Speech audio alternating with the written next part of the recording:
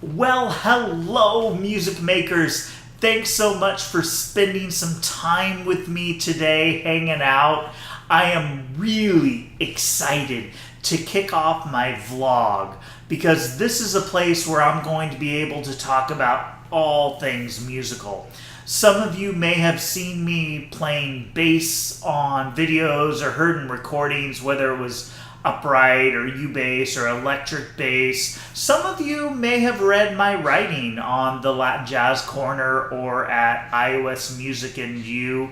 You know, I've done a lot of different things and I've followed a lot of different paths. So I'm really excited about this being a place where I can explore all those different things at any time.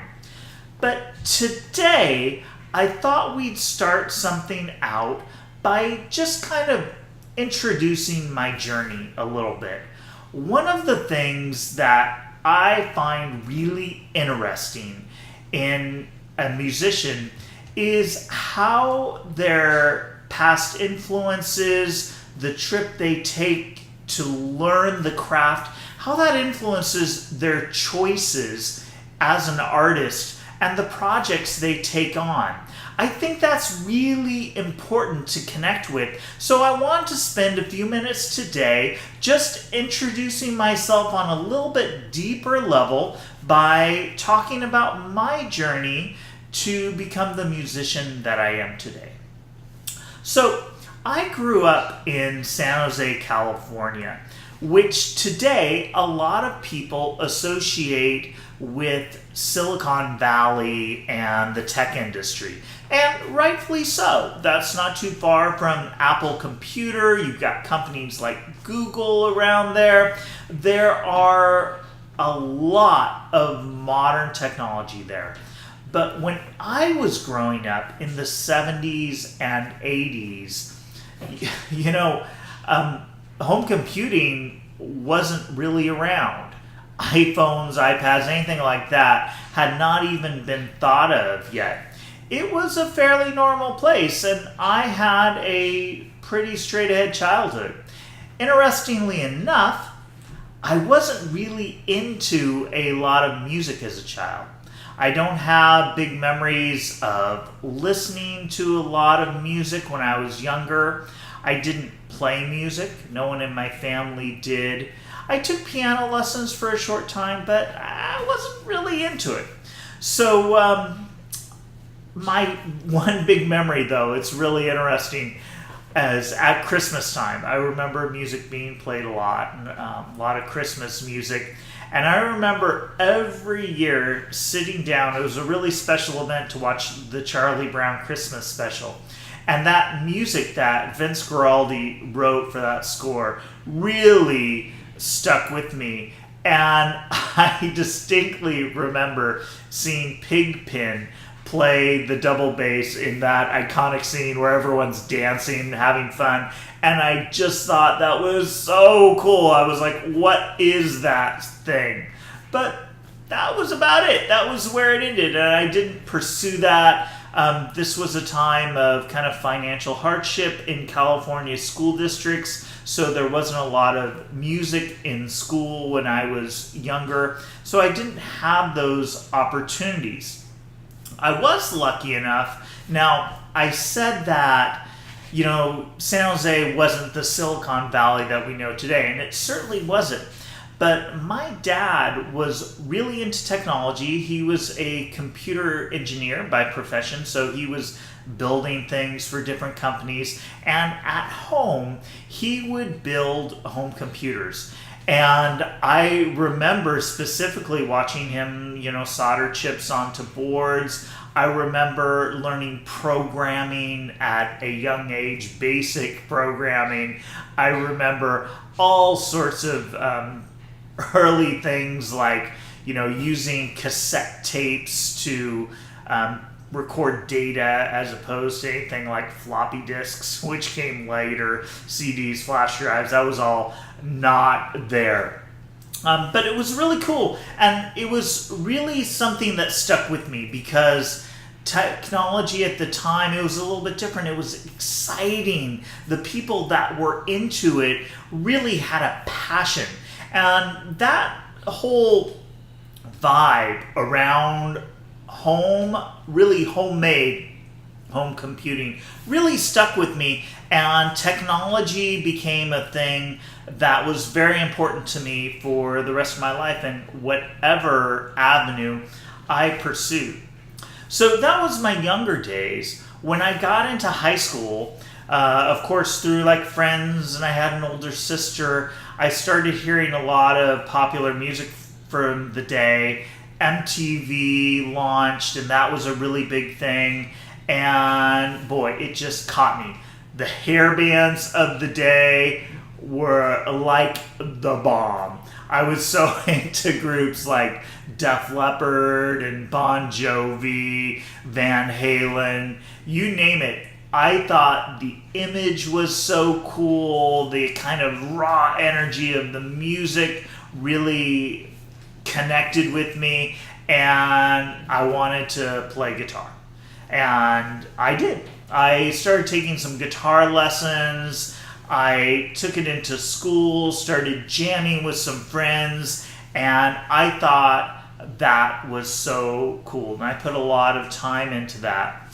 But I looked around me and I noticed that I wasn't the only one who had that sort of inspiration, who loved those hair bands. In fact, there were probably a gazillion guitar players around me who were inspired by the same thing. So one day when my private teacher offered to sell me an old Vogue bass, that brand, if anyone knows where that brand came from, I would love to know. But I bought this Vogue bass from him for $80, and all of a sudden I was in demand because I played bass. And I thought that was so cool. And I started listening a little deeper to recordings about what bass players were doing, and the instrument really resonated with me. So I started playing in a rock band. I played in the band at school. I started like very tentatively exploring jazz. It wasn't quite cool enough for me yet. But I really started expanding myself as a musician. So when I graduated from high school, I said, I need to do this. I need to keep doing this. So I became a music major at San Jose State University. And this was a huge time of growth for me in so many ways. It was really cool to be around a community of musicians who were kind of reaching for a higher level of music. And I really got into that, and I really pushed myself. I practiced a lot. I dug deeply into jazz because that was the cool thing around. I really wanted to be able to play that music. At the time, I was really into jazz fusion. Chick Corea was someone who inspired me greatly. John Patitucci on bass was a massive influence on me, led me to kind of seek out a 6-string bass to play and start learning a lot of the solo and chordal things he was doing. I thought it was just really amazing.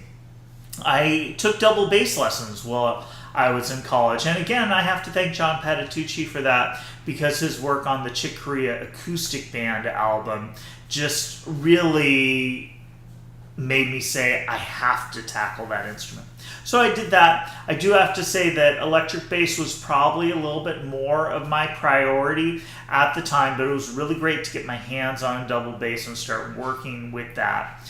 The one magical moment in college for me, though, had to be something that was a little more rare at the time than it is today. Our school had a Latin jazz ensemble that was led by a great drummer, Dan Sabanovich, who was really into Brazilian music and Cuban music and had really done some research. And at the time, this music was not as accessible to the community that I was living in. So Dan was really ahead of his time, and I really thank him for that. But when I heard the rhythms from Cuba and Brazil, and I saw how that was mixed together with the jazz context, and Dan turned me on to groups like Irakere and Los Van Van, it was like, that was it. I thought that was the coolest thing ever, and I just had to know more about that music. I played in the Latin Jazz Ensemble there at San Jose State for a couple of years. I was doing my best to track down recordings, to really learn the rhythms. I think was it my last year at college, Rebecca Mollion's Salsa Guidebook came out, and that was a really great instructional text for me to kind of help me dig a little deeper. It was great. So after I graduated from college, I really knew that I wanted to know more about that music and I wanted to play as much as I can. I did decide at that time, for better or for worse, to really focus on the electric bass, which I went and I gigged around. I was playing a lot of R&B with a great group called Pacific Standard Time. We played a lot. I got to play in Japan with them. And if any of you guys are watching, I loved that time of my musical upbringing a lot. I got to play lots of different things like jazz and blues and reggae. It was a great time that year after college. But I knew that I wanted to dig deeper into specifically Afro-Cuban music, and I needed some help to make that happen. So I was lucky enough during my time at San Jose State to work with another great musician named Hafez Modirzadeh, who was an amazing tenor saxophone player, still is. Check out his recordings. But he had come from a school named Wesleyan University where he studied ethnomusicology. And I thought that was the coolest thing. It seemed like a great opportunity to get to learn Afro-Cuban music more. So I applied to Wesleyan University to get my master's degree in ethnomusicology, and I was fortunate enough to get into that school. So I headed back east to Connecticut, where I lived for a couple of years when I was getting my master's degree, and this was a really eye-opening time. It was very cool to kind of expand my view of music and the way that people interact with it. Ethnomusicology is a very interesting look at society around music and the way that music functions for people. Really kind of an academic pursuit, and that was new to me. I read a lot of great stuff. I connected with a lot of important people doing Afro-Cuban music, and specifically Afro-Cuban jazz. I thought that was super cool. I did get to play a lot during that time. Everything from in a Trinidadian steel band, there was gamelan. I got to explore some South Indian music. The West African drumming that I did back there was really powerful for me. I learned a lot from that experience, and I got to check out some salsa and Latin jazz in that context. It was an amazing 2 years. I spent a lot of that time there. I spent some of the time down in Miami doing research there. I also came back to San Francisco for a bit of time and did some research. I became really grounded in a lot of the theoretical things around the music at that time. When it got time for me to leave Wesleyan, I had a decision to make whether I wanted to continue in school and take a more academic route, or I wanted to play. And I felt that I was always a player, and I really just wanted to spend my time playing music. So that's what I did. I moved back to San Francisco, and this was kind of the early 90s. And San Francisco in the early 90s really had a vibrant Latin music scene. I got to play a lot of great salsa, a lot of great Latin jazz, as well as other things, but that was the music that I really wanted to explore, and that was the music that grabbed me. So I did that a lot, and I got to play with a lot of great people during that time. I learned so much playing with Louis Romero's Mazacote. I got so much from Eric Rangel and his Orquesta America. Groups like Charanson were around. I played in a merengue band for a long time, Caña Roja. I got to meet and play here and there with lots of really important players like Carl Peraza. I got to play with Mark Levine. I remember when Omar Sosa was in the area for a while. Marcos Diaz, Carlos Caro, all these people that I got to be around and learn from and play with. It was really exciting, and I really felt like that grounded me in the music and how to play in clave and where the bass tumbao fit into that. It was really exciting, and I really valued that a lot. And I feel like those years, many years that I spent in San Francisco really diving deep into salsa and Latin jazz, I came out of it with a really solid foundation into how to play the music. Now, as I was in that time, some life stuff was going on, which was really great and exciting too. I was lucky enough to get married to a wonderful human being that I'm still married to today. And we had our first child, who's 18 now, so this was a while ago. But when my oldest daughter was born, I decided I wanted to find a little bit more of a steady income that I could depend on from month to month that was still involved with music. So I went back and got my teaching credential and started spending a lot of time teaching. I taught elementary school music. I found a job teaching high school music, which I still do today. Now, as a couple years went by and my second daughter was born, I started teaching a little more. I moved up to Petaluma, and everything was a little on top of each other. Family life is really important to me, probably the most important thing to me. So I was spending a lot of time with my wife and my children and valuing that time we had together. I was spending a lot of time playing. I was spending a lot of time teaching. By the time my third daughter was born, I decided that I needed to slow down my playing a little bit more so I could be home with my kids more, so I could spend that time at the school that I needed to teach. And a lot of my musical activities had to be based out of home. Now, that was a kind of a conundrum to me because being a performing musician was a big part of my identity, and it was a big part of what I associated with. So I started off by working with some MIDI and doing some home recording. Again, technology was something that I had never left behind, and I was really interested in how I could combine MIDI and digital audio recording with my bass playing. And that resulted in an album of music that I called Sketches of Bass in Clave. And that's still available. You can stream it on Apple Music, Spotify, whatever. You can buy it online. And that was some demos that I did with some MIDI backdrops and my bass playing of all original music. And that was really exciting to write a lot of music, something I hadn't done a whole lot before in a Latin jazz setting. That was really cool.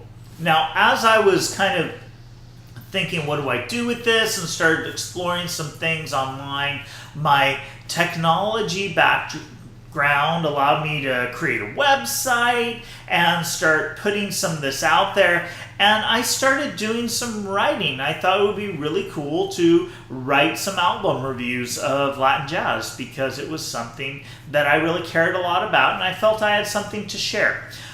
So I started doing this, and people started telling me they liked it. So I dove in really deep on that site, which became something called the Latin Jazz Corner. And that was a pretty magical time in my life where I feel like I learned so much about different types of Latin jazz. I felt like I knew a lot about Afro-Cuban jazz and some about Brazilian jazz, but I got to learn about Afro-Peruvian jazz, Argentinian jazz, all of these different approaches. I connected with a lot of wonderful musicians through interviews, through album reviews, through promotion.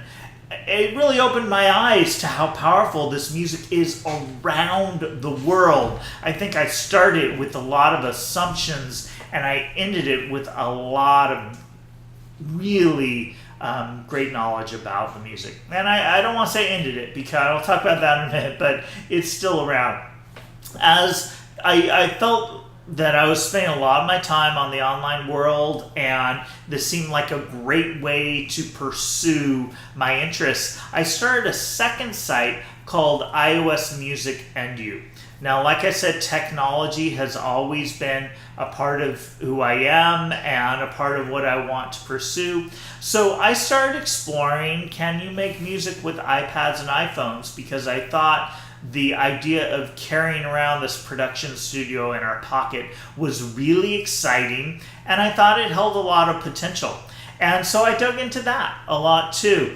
And I spent many years getting to know developers of great apps, of trying and demoing and reviewing different apps and approaches to making music with both iPads and iPhones, and I found it to be really powerful. I created a lot of great electronic music during the time too, and I learned a lot about producing and creating electronic music, which was really exciting.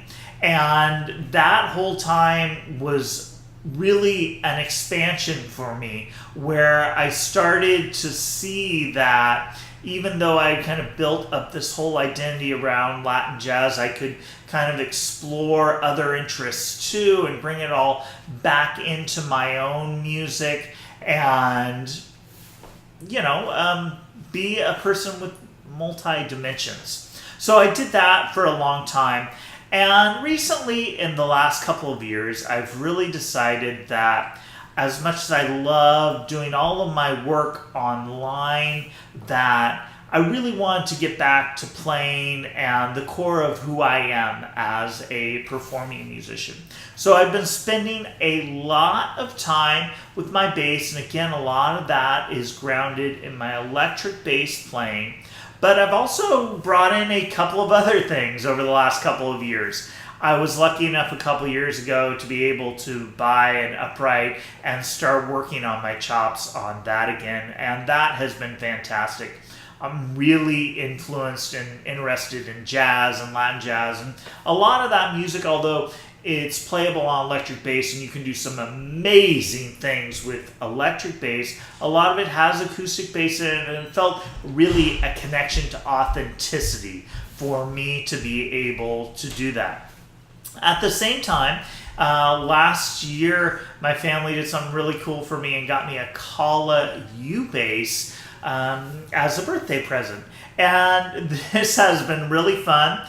I'll talk about my U bass in a future blog, but it's a really great portable instrument that sounds incredible for a bass player. And so I've been playing that a lot too. And in the last year, I started recording some video of me playing that U bass in the car, because as a dad, I end up spending a lot of time in the car driving my kids around and waiting for them and whatnot. So I just started recording some music. This, again, connected with some people. I got some really positive feedback. So I decided that I really needed to pursue this more. And so I've been recording lots of these car session videos. I have expanded that a little bit. I did the doghouse sessions on my acoustic bass. I've been doing some looping with my electric bass. And it's been really great to get out in the world playing. So right now, at this point, as I try to wrap this thing up, because I've been talking at you for a little while, is, where I'm at musically right now. I feel like I've done a lot of things. I've explored a lot of things. And I want to bring that all back together. I want to play, but I don't necessarily just want to go out and take every gig. I did that for a long time. I feel like My financial piece comes from my teaching, and I'm very fortunate to have that in my life. My musical piece can be more about the things that interest me. Afro-Cuban music, jazz, technology, musicians in our society, and I want to really pursue that. So I'm going to be doing that online a little bit. I've got some projects I'm going to be doing with other people that I'll be sharing with you, and I'm going to use the vlog to explore those things. I feel like my journey has been interesting. My journey has been a lot of varied things, and I feel like I've got some things to contribute to the world musically. I've got some music to play. I've got a lot of really deep thoughts on music and the way it fits in our society. And I've got some support to provide to the greater musical world. So that's what I'm going to be doing here. I hope that will be a conversation.